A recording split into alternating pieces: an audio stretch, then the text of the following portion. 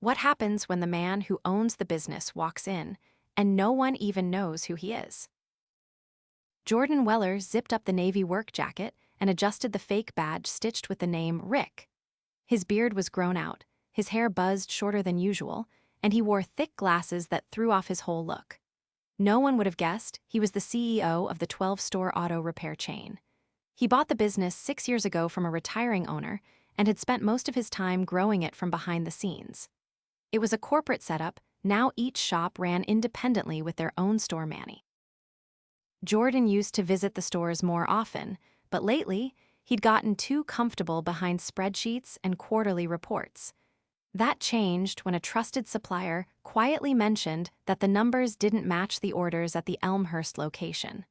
Parts were being reordered too often. Something wasn't right.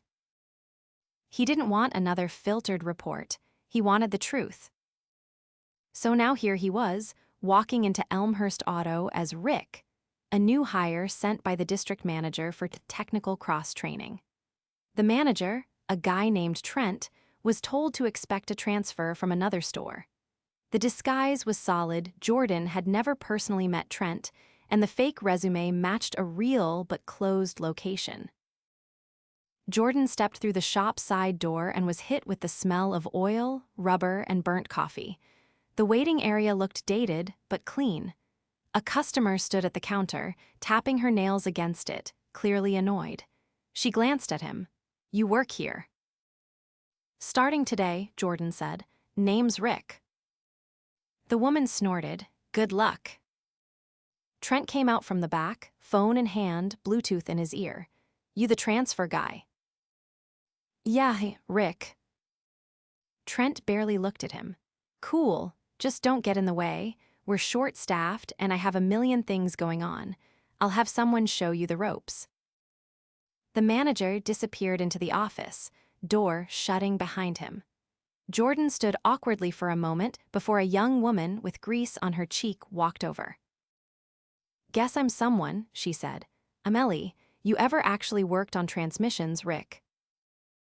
"Some." "All right, follow me." Ellie moved fast, tossing him gloves and pointing out where tools and parts were stored. She wasn't chatty, but not cold either. Focused. Jordan noticed her glancing at the office window every now and then. It didn't take long to see why. Less than 2 hours in, Jordan had rotated tires, handled an oil change, and shadowed a diagnostic test. But it was what he saw next that stopped him cold. Through the garage door, across the lot under the hot sun, a single mechanic was working on a lifted pickup. Alone, no shade, no help, just a small guy, maybe early 20s, struggling to hold a transmission jack steady while lining up the bolts. Sweat soaked through his back, tools were scattered, no one around. Jordan froze in his tracks. "Who's that?" he asked Ellie. She barely looked up. "That's Mason. He's been on that truck since 9 this morning. Should have had help, but Trent's been pushing people to work solo. Says team jobs waste time." Jordan frowned. "That's safe." "No, but here we are." Jordan dropped the filter he was holding. "I'm gonna go check on him." He walked across the lot as Ellie went quiet behind him. "Hey," Jordan called out, "you good?" Mason looked up startled. His face was flushed red. "Yeah, just trying to get this lined up." "You're by yourself?" "Yeah." Trent pulled Jake to do a tire rotation, said I should figure it out. Mason gave a weak laugh but didn't look Jordan in the eye. "You've been on this all morning." "Since 9, it's 2 now, I think." Jordan looked at the jack. It wasn't stable. This was dangerous. "You had lunch." Mason shook his head, didn't want to waste time. Jordan felt something in his chest twist. He took a slow breath. "Let me help." Mason blinked. "You serious?" "Yeah, let's do this."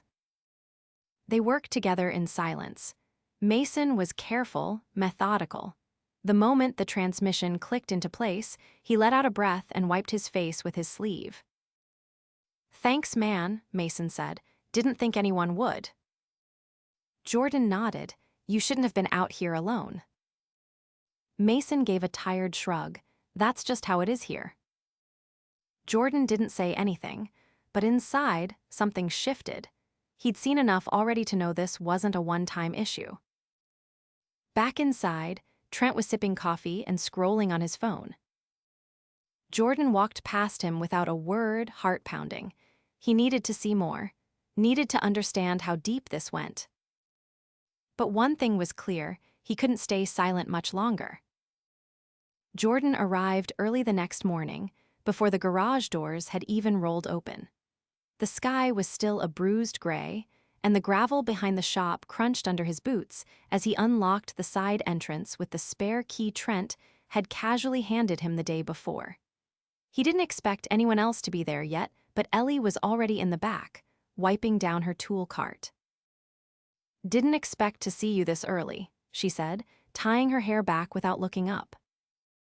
"Couldn't sleep," Jordan replied, setting down his bag. "You always start this early." She gave a small nod. "I like to get ahead of the mess before it hits. Otherwise, I'm playing catch-up all day." Jordan scanned the shop. The air smelled faintly of coolant and metal. He noticed a clipboard on the service desk with a list of work orders already printed. 8 jobs stacked back to back, no breaks scheduled between them. "You ever get extra hours for starting early?" Ellie gave a dry laugh.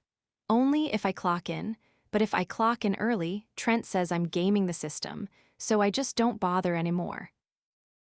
Jordan didn't answer. Instead, he started prepping the lift bay, checking the tire balancer, and logging into the diagnostic scanner. When the others began trickling in Mason, then Jake, then a new tech named Lewis, he noticed the same thing in all of them. Heads down, eyes tired, voices quiet. Trent strolled in last, white button-down half-tucked, coffee in one hand, phone in the other. He didn't acknowledge anyone until he reached the counter. "All right, people," he said, tapping the clipboard. "Stack the schedule to move faster today. No slacking. Lewis, you're on Bay 3. Ellie, you jump between tire work and diagnostics. Mason's got the fleet van. Rick, you shadow Jake." Jordan followed Jake out back, where an old sedan waited for a brake inspection. Jake was in his 30s, arms covered in faded tattoos, and moved with the rhythm of someone who'd done this 1,000 times. But his tone was clipped. "You new guys always get dumped on me," Jake muttered. "I'm not a babysitter. Just stay out of the way and don't touch anything unless I say." Jordan kept quiet, watching Jake dismantle the caliper. The pads were worn unevenly, one side nearly metal on metal. "Rotor's warped too," Jake said. "We'll call it a full brake job." "That covered under warranty?" Jordan asked. Jake didn't answer right away.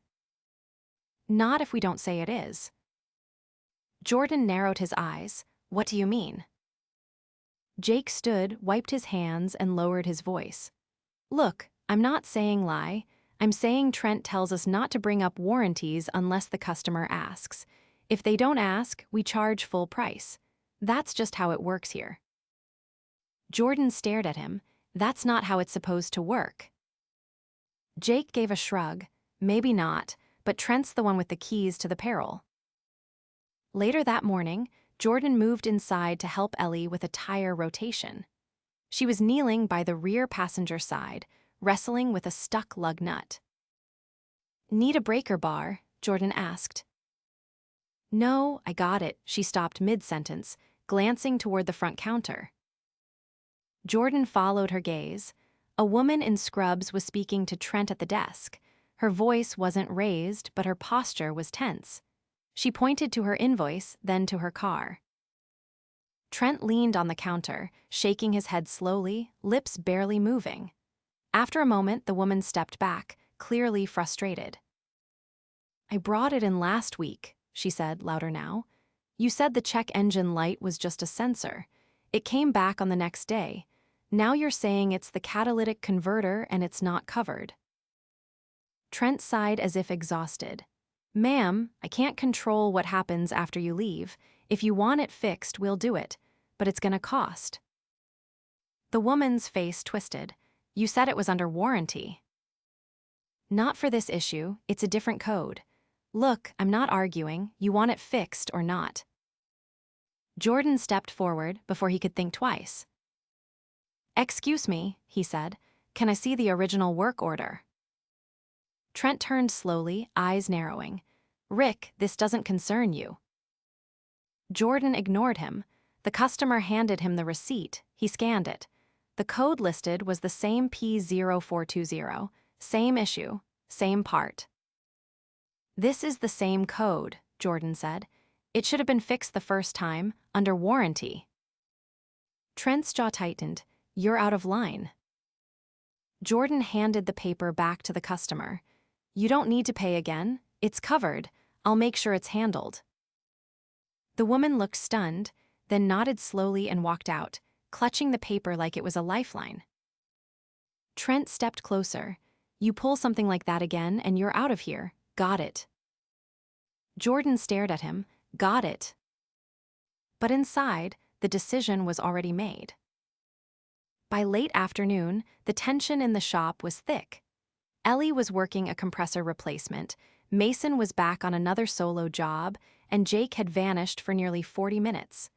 Jordan found him behind the building, smoking and scrolling on his phone. You on break? Jordan asked. Jake didn't flinch. If I don't take one when I want, I won't get one at all. You left a customer waiting, while her car's still on the lift. She can wait, they always do. Jordan turned and walked back into the shop. By 5, the last car rolled out. Ellie dropped onto a stool, peeling off her gloves with a wince. You good? Jordan asked. Wrists locking up again, she muttered. Been doing too much wrench work without help. Ever report it? She laughed bitterly. What's the point? Trent says if we can't handle the workload, we should reconsider our fit. Jordan nodded, jaw tight. Go home, rest your wrist, I'll clean up. He stayed behind after everyone left. The sun dipped low, casting long shadows across the oil-stained floor. Jordan walked into the office. The door was unlocked. He sat at the desk and started pulling up the shop's records. Overcharges. Warranty denials. Unlogged hours. He opened the drawer and found a small ledger. Handwritten notes, cash transactions, parts that never matched the digital inventory. When Trent returned from wherever he had vanished to, Jordan was still sitting there. What the hell are you doing in my office? Trent asked. Jordan stood calmly. You're done here. Trent blinked. What? I'm not Rick, Jordan said. My name is Jordan Weller. Own this company and you're finished. Trent opened his mouth, but no words came out. You've been manipulating customers, exploiting staff, and falsifying records. Have all the documentation. You're terminated effective immediately. Trent's face drained of color. You can't just. I can, and I just did. Jordan stepped past him and opened the shop door. Ellie was still by her car, keys in hand. Mason was locking up the tool shed. Both looked up. Trent's no longer with the company, Jordan said. Starting tomorrow, things change. Ellie stared at him. You're the owner. I am. Mason stepped closer. So, what happens now? Jordan looked around at the shop, the place he'd built, but forgotten to protect. Now, he said, we fix what's broken. The next morning, Jordan arrived before sunrise again, this time in his own clothes. No disguise, no false name. A charcoal jacket, dark jeans, and worn boots. His face was tired but focused. The shop wasn't open yet, but he'd called a mandatory meeting with the full crew at 7 sharp. No exceptions. Mason was the first to arrive, rubbing his eyes, backpack slung over one shoulder. He hesitated when he saw Jordan standing by the service counter. You're really the owner? Mason asked. Yes, Jordan said, and I owe you an apology for not showing up sooner. Mason nodded, uncertain.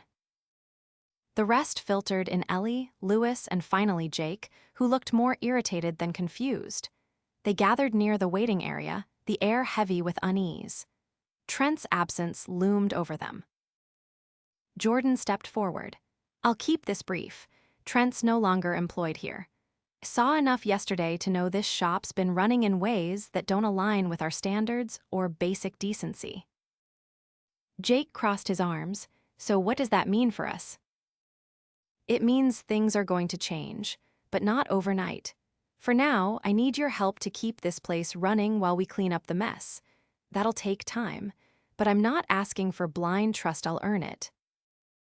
Ellie raised a hand slightly. Who's running the shop now? I am, until we find someone who actually deserves the job. She looked at the others, gauging their reactions. No one spoke. Jordan continued. I'm not here to burn everything down, but I won't ignore what's been happening either. If you've been pulling more than your weight, that ends today. If you've been cutting corners or mistreating customers, same deal, we're done with that. Jake muttered something under his breath. You have something to say? Jordan asked. Jake shrugged, just wondering if this is another owner sweep through, show up, shake some hands, disappear again. No, Jordan said. I'll be here, every day for the next few weeks, working alongside you, and I'll bring in support from another location to help lighten the load. Mason shifted his weight. You're really gonna do that? I will. Lewis finally spoke, his voice tentative. What about the parts that went missing, the ones we kept reordering? I found the paper trail. I'll handle it. You won't be held responsible for what you didn't authorize. Jake cut in more sharply now. You're telling me Trent was skimming and none of us noticed. I'm telling you it wasn't your job to audit him. It was mine. I failed at that. The room went quiet. Jordan looked at Ellie. How's your wrist? She hesitated, still stiff, gets worse by the end of the day. I've scheduled a physical therapist to come in next week for anyone who needs an evaluation. No cost.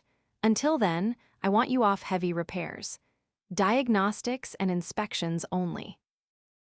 She blinked, caught off guard. Seriously? Yeah, seriously.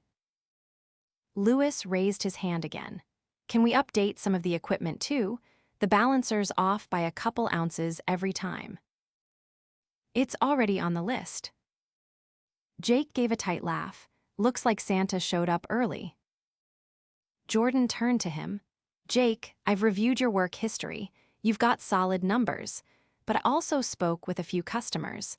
One said you left her waiting with no update for nearly an hour. She was nitpicking every little thing. I needed a break. You'll get breaks, but if you leave a job half-finished or ignore a customer again, you're out. Understood. Jake didn't answer right away. Then, understood. Jordan exhaled. All right, let's open the shop. By mid-morning, the rhythm of the day had shifted. The usual tension was still there, but lighter, as if the weight had lifted slightly. Jordan stayed visible, helping Lewis run diagnostics on a hybrid sedan while Ellie walked a customer through a service checklist, carefully avoiding any lifting. At one point, Mason approached him during a lull. Hey, I wanted to ask something. Jordan wiped his hands on a rag. Shoot. Are we getting a new manager, or are you just filling in forever? I'm interviewing candidates starting next week, but I'm not rushing it. We need someone who knows how to lead without intimidation. Mason looked relieved. Good, because I don't think can take another guy like Trent. You won't have to. Also, Mason hesitated. There's a tech we used to have here. Her name's Karine, left about 4 months ago. She was fast, really sharp. Trent said she wasn't a fit, but I always figured it was because she stood up to him. Jordan's expression hardened. Do you know how to reach her? I think Ellie might have her number. Have her pass it to me. An hour later, Jordan pulled Ellie aside near the back bay. Heard Carrion used to work here. Ellie nodded. Yeah, she was great. Trent hated that she called him out in front of customers. She quit after he gave her the worst shifts for weeks. I want to talk to her. Can you give her a call? Let her know the situation's changed. Ellie tilted her head. You think she'd come back? I think she deserves the choice. Ellie nodded once. I'll see what it can do. The afternoon brought a new challenge. A customer came in middle-aged, anxious, with a slight limp. His name was Mr. Varga, and he had an invoice from just over 2 weeks ago for a full engine diagnostic. He claimed no one had ever followed up. Jake saw him first and motioned toward Jordan. I'll handle it, Jordan said. Mr. Varga explained that he'd been told to wait for a call after the diagnostic. No one had called. Since then, he'd taken the car elsewhere and found the issue was a faulty coil pack, something that should have been caught. Jordan listened without interrupting. When the man finished, he nodded. You're right to be frustrated. That's on us. I'm the owner, and I can tell you this is not how we operate, at least not anymore. I'll reimburse the cost of your diagnostic and cover the repair work you had to get done elsewhere. No questions asked. The man blinked. You're serious? Completely. After he left, Jake approached again. That guy's been in here before, always complaining. Jordan turned to him. If someone's been here more than once and still isn't satisfied, that's not on them. That's on us. Jake didn't reply. By closing time, the crew was quieter, but not in the same way as before. It wasn't fatigue, it was adjustment. A recalibration of what was expected and what was now possible. Jordan stayed after again, reviewing the shop logs, flagging discrepancies, and scheduling interviews with management candidates. He also made a note to speak with HR about bringing Carrion back if she was interested. As he stepped outside, he saw Ellie leaning against her car, phone in hand. She said she'd think about it, Ellie said, without being asked. Didn't say no. That's all I can ask. You really sticking around tomorrow? Every day, until we're where we need to be. She gave a small nod, then got into her car and drove off. Jordan locked the door behind him and walked toward his own truck.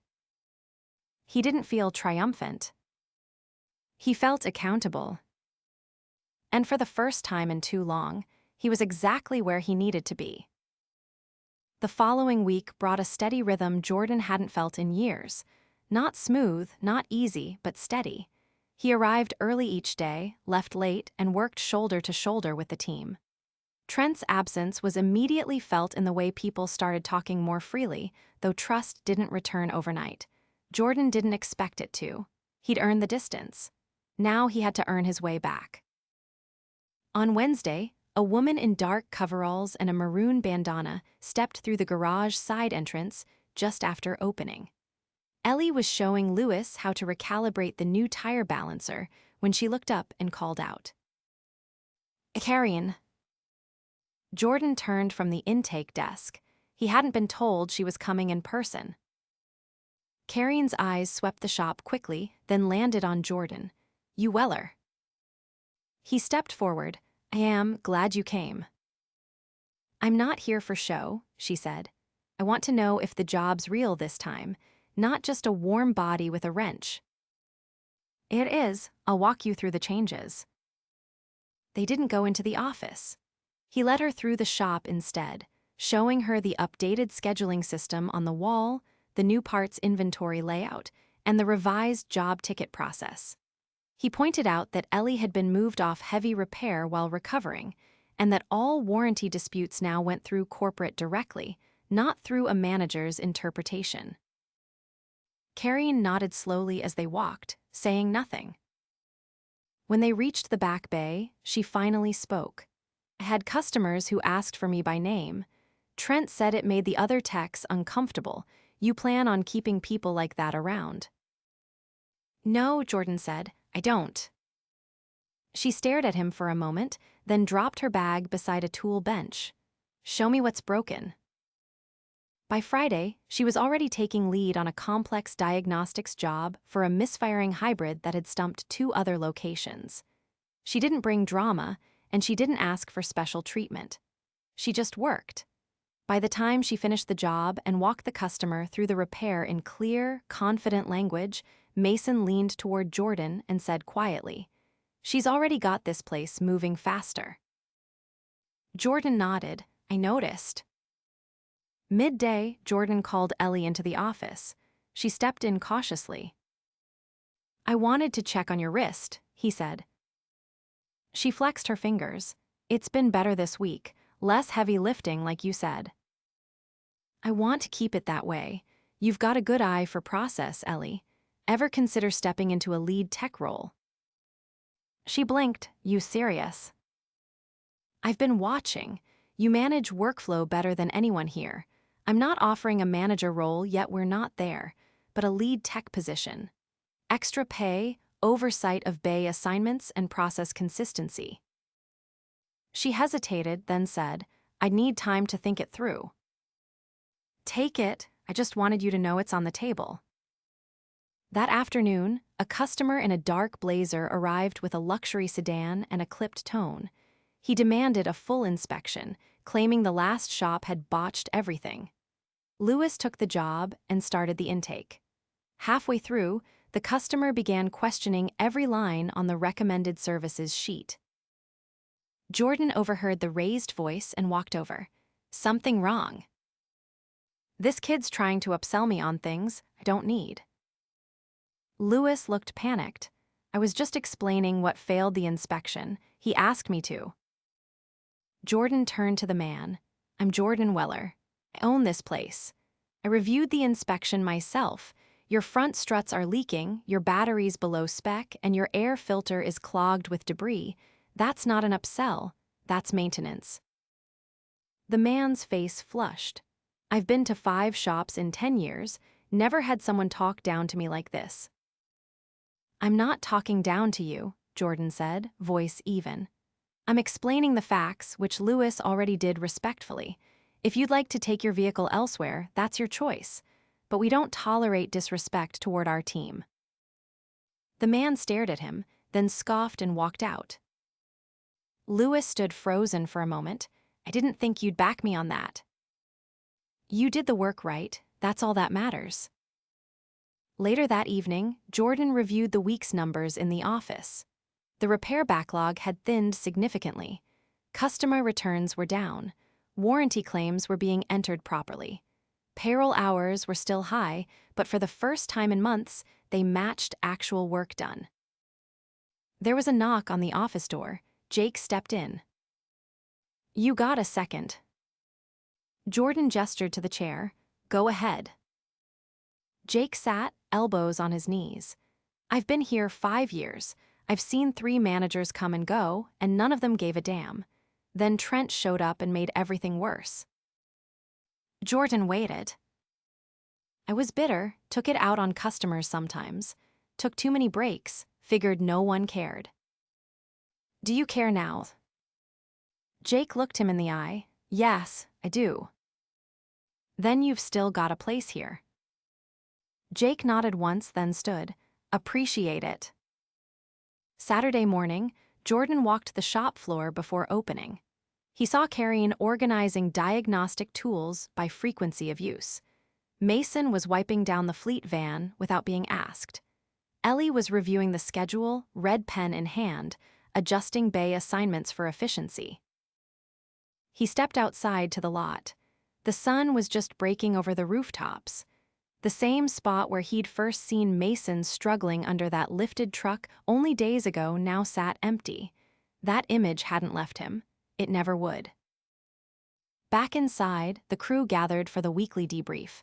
Jordan stood at the counter. When I came here undercover, I saw things I didn't want to believe. People pushed past their limits. Corners cut. Customers misled. My name was on the building, but I hadn't earned that anymore.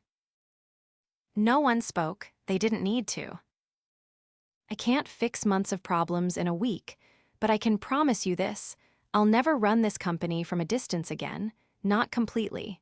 From now on, every store gets quarterly visits, not inspections, conversations. I want to hear what's working and what's not. You have my word. He paused, then looked at each of them.